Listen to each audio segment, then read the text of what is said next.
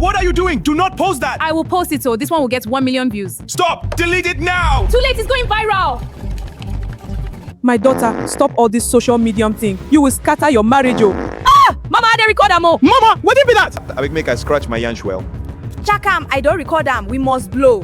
What be this? You record me? Yes, so now go viral.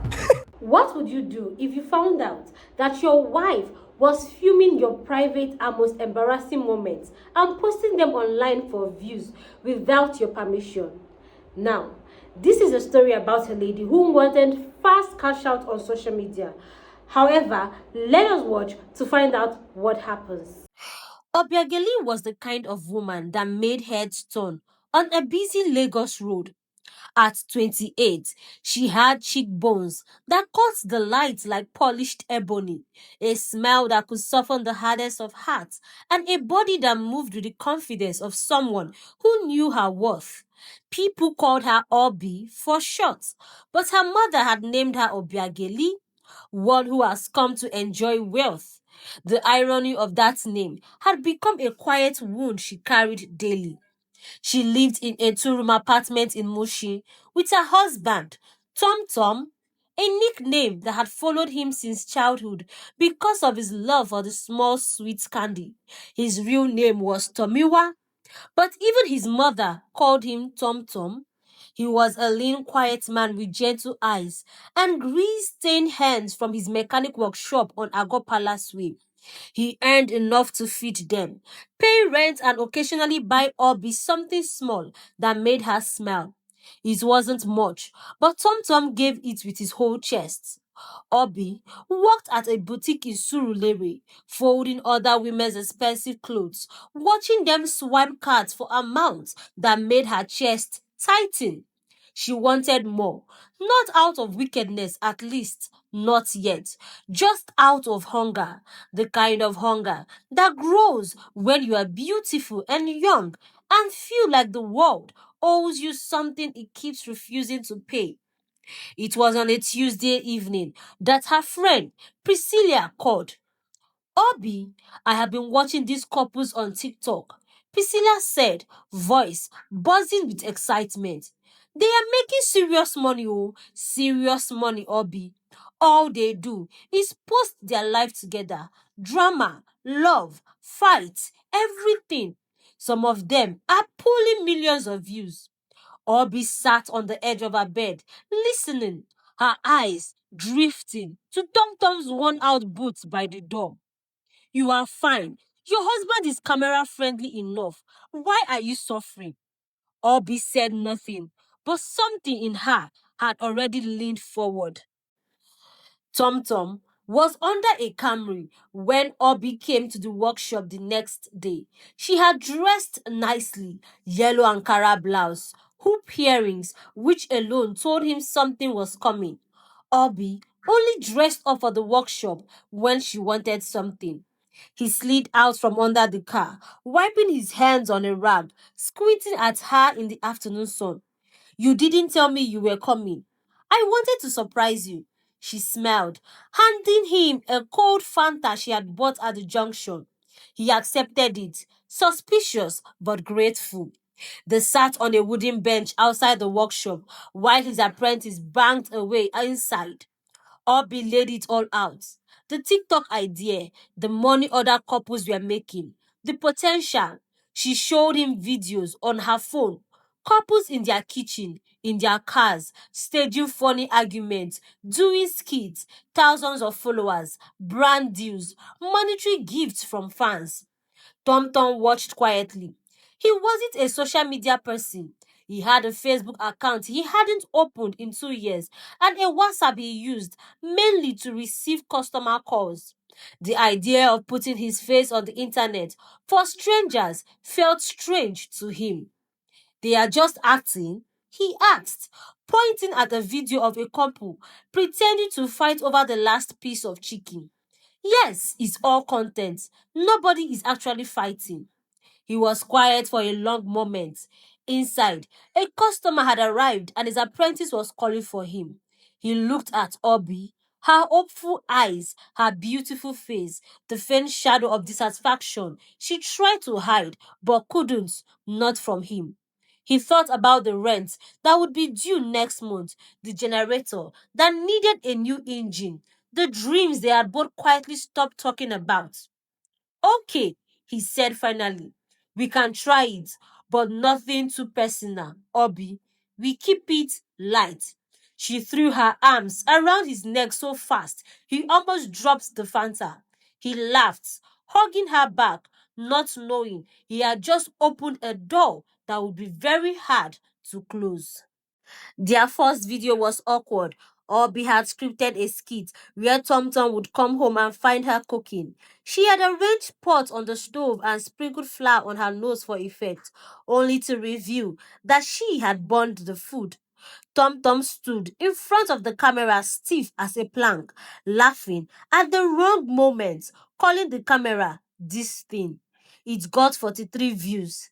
30 of them were probably Priscilla refreshing the page.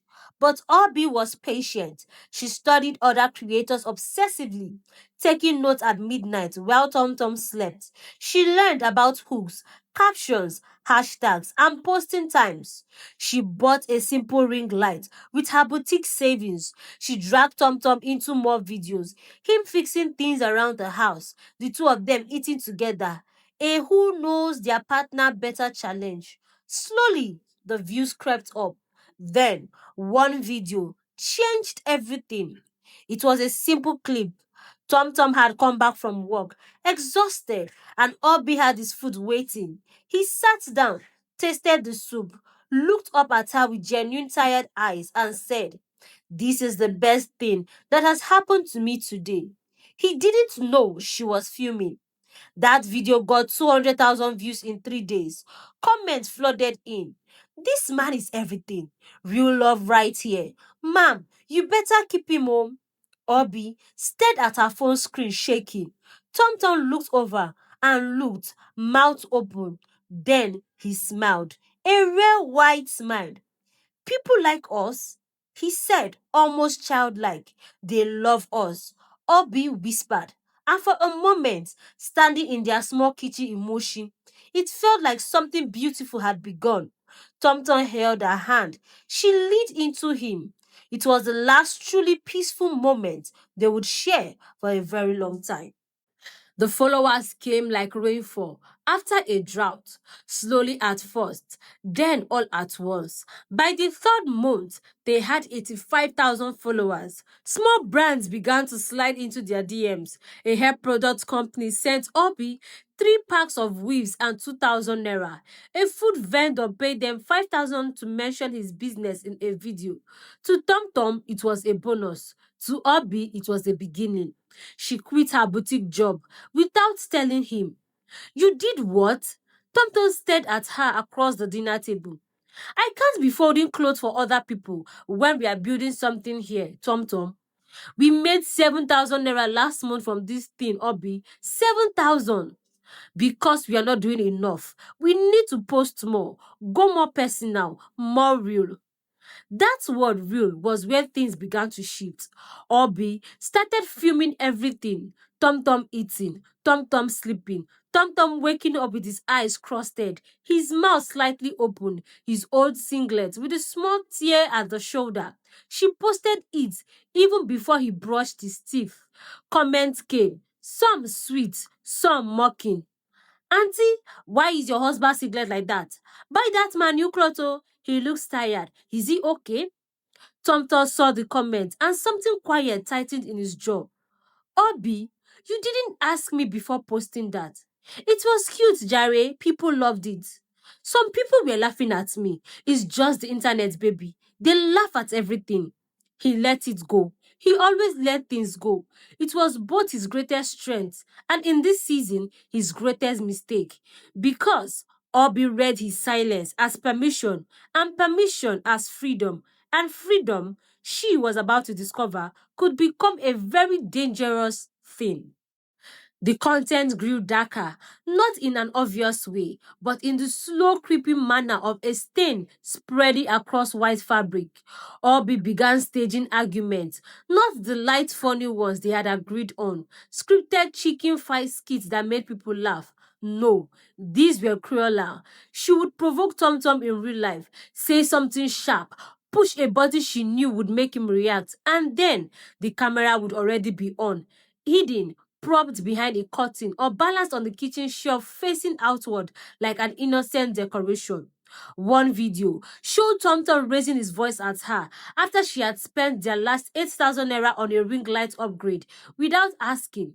He looked angry, flustered, his accent thickened when he was upset, and he paced, pointed, and looked to the uniformed eyed, like a man threatening.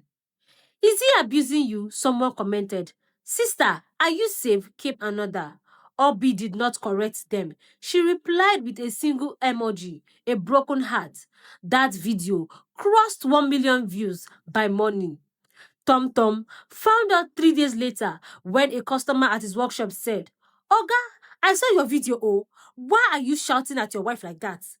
He drove home in silence that evening. He sat across from Obi and placed her phone between them. Is this what we are doing now? She didn't flinch. It's content, Tomtom. We have 1 million views. You made me look like a beast. People are talking about us. Yes, they think I beat you, Obi. His voice cracked at the edge. My mother called me this afternoon crying. That should have been enough. The image of his mother crying should have broken something open in Obi's chest. And maybe for a second it did. But then her phone buzzed. A brand notification. A new partnership offer. She picked up the phone. Tomtom stood, took his keys and left the house. He sat in his car for 40 minutes, doing nothing, just breathing. Then he went back inside because there was nowhere else to go. Two things happened in the 6 months that should have been warning signs loud enough to wake the dead. The first, Obi discovered money changers, people who for a fee would lend you a stack of Crips Naira notes to pose with for photos and videos, then collect it back after filming. It was a Lagos open secret, a currency of illusion. You pay 2,000 to look like you had 200,000. She began renting money every week. Videos flooded her page. Bundles of cash on the bed. Stacks on the dining table. We are winning. Captions. While Tomtom's actual workshop was struggling because she had stopped helping him manage the little bookkeeping she used to do. Comment gushed with admiration. Obi is living the life. Couples goes. Ah, God, when no. Nobody knew the money went back to a man in Oshodi by evening. The second thing, she filmed Tomtom's hands. He had come home with a deep cut on his palm from a carjack accident at work. She filmed his wrapped hand as he whizzed cleaning it, posted it as a "My husband worked so hard for us" sympathy video. It worked.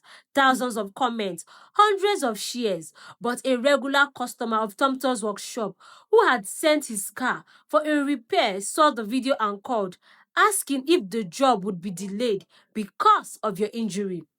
Tomtom lost the contract. That evening, he sat her down, calm, deliberate, the way a man speaks when he has rehearsed his words so he doesn't say something that he can't take back. Obiageli, I am calling a family meeting. My parents, your aunt, we need to talk about this properly. She laughed. Actually laughed. Family meeting? Tomtom, this is 2026, so nobody does family meetings for TikTok. I am not doing it for TikTok, he said quietly. I am doing it for our marriage.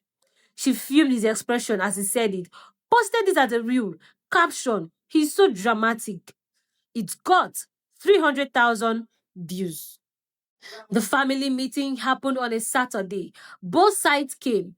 Tomtom's parents traveled from Ibadan. Obi's mother and aunt came from Isaleko.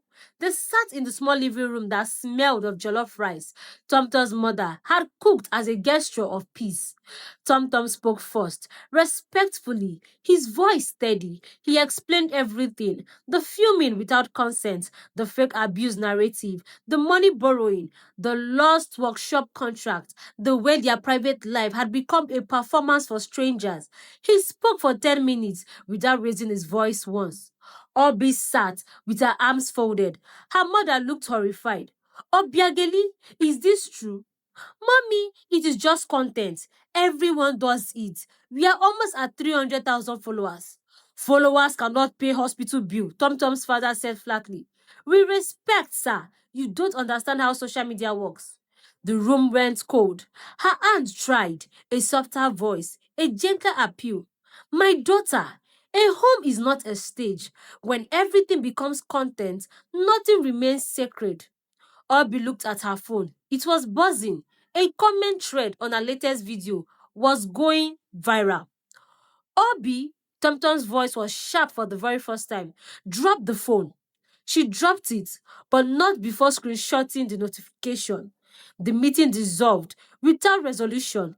Obi had agreed to think about it, which everyone in that room knew meant nothing. As the family filed out, Tomtom's mother held his face in her hands and searched his eyes like she was looking for the boy she had raised. What she saw there made her cry silently on the way back to Ibadan. That night, Obi posted a cryptic video, just her face, no words, sad music playing, caption: when your own family doesn't believe in your dreams. 200,000 views, 40,000 new followers. She smiled at her phone in the dark while Tomtom slept beside her, facing the wall. On a Monday morning in October, Obi left the house early to meet her content friend Priscilla in Lekki. She had told Tomtom she was going to a creator meetup. She had dressed beautifully, expensive wig she was still paying for in installments, a bodycon dress, full makeup. She looked like the version of herself her followers believed she was. She never made it to Priscilla. A car pulled up alongside her on a quiet stretch near the bus stop. The door opened. 3 men. It was fast and practiced, the way these things happen when they have been planned. By the time anyone noticed, she was gone. Tomtom got the call at 11:47 a.m. He was under a Honda Accord when his apprentice Samson tapped his leg urgently. An unknown number, a man's voice, flat and businesslike. We have your wife, 100 million naira. You have 72 hours. The world tilted. Tomtom sat on the floor of his workshop in his blue overall, phone pressed to his ear, the line already dead. Samson was saying something. He couldn't hear it. The sound of the street, the honking, the generator 2 buildings away, all of it became distant and underwater. He called Obi's number. It rang out. He called Priscilla. She hadn't seen Obi. She didn't even know Obi was coming to see her. He sat for 3 more minutes on that floor, doing nothing. Then something in him became very, very still. The particular stillness of a man who cannot afford to fall apart. He stood up, wiped his hands, told Samson to lock up, and went to the police. The place they kept her smelled of damp concrete and old fear. It was a room with no window, lit by a single bulb that swung when anyone walked past them. There were 2 other women in the room. Neither of them spoke. Obi had never been so afraid in her life. They had taken her phone immediately. That was the first thing. The small rectangle that had become her entire world. Gone. And with it, the followers, the comments, the validation, the noise that had filled every quiet moment for the past year. Without it, she was just a woman in a dark room, sitting on a dirt floor in an expensive dress, unable to call for help. They fed her once a day. A small portion of rice slid under the door. One of the men who brought it laughed at her dress the second day. Fine girl, he said. Your husband is coming with money? She didn't answer.